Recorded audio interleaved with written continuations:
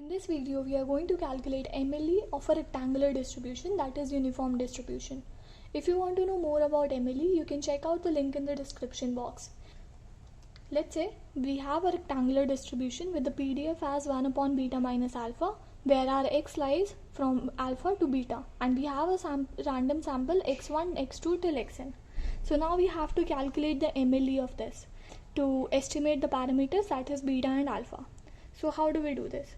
Let's calculate the likelihood function. So the L is given by multiplication I is equals to 1 till n 1 upon beta minus alpha, which is equals to 1 upon beta minus alpha raised to the power n. Now let's calculate the log of this. So log of L is given by minus n log of beta minus alpha. So if we calculate the derivative in this case with respect to alpha, we get my n by beta minus alpha, and with respect to beta we get minus n by beta minus alpha.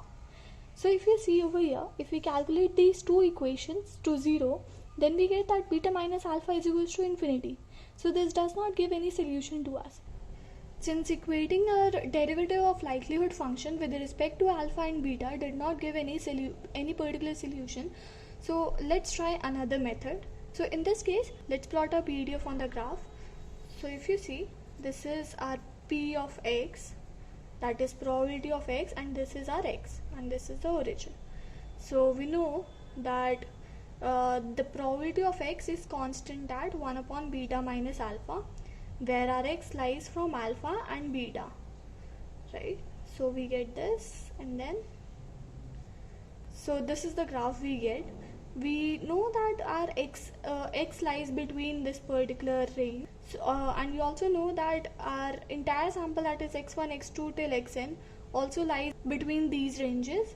That means that the maximum value that alpha can take is equals to the smallest value, that is our x1, and the minimum value that a beta can take is xn, that is the largest observation in our sample. So if you see, we have to maximize our likelihood function, that is 1 upon beta minus alpha. That means that we have to minimize beta minus alpha.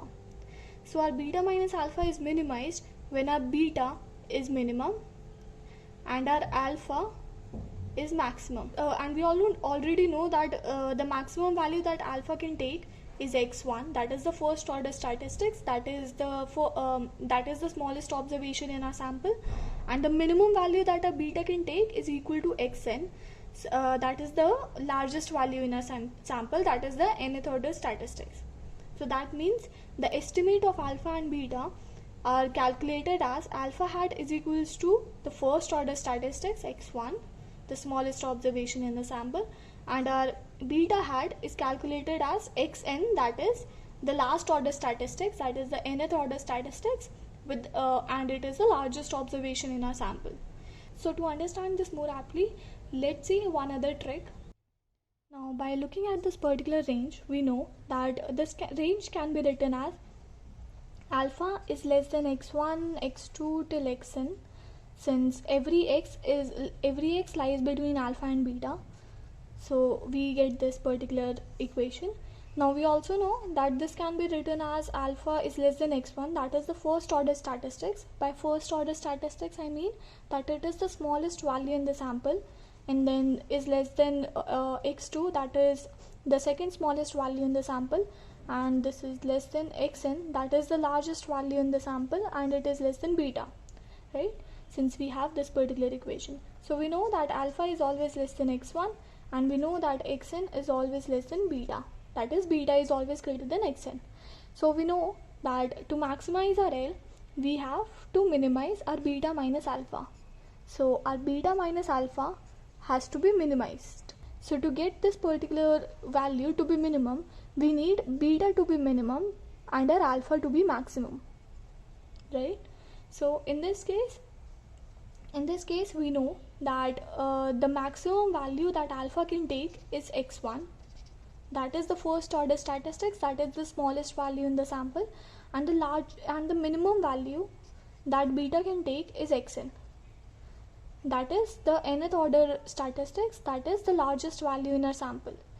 So these two become the estimators of alpha and beta. Hence, these are the MLEs with respect to alpha and beta.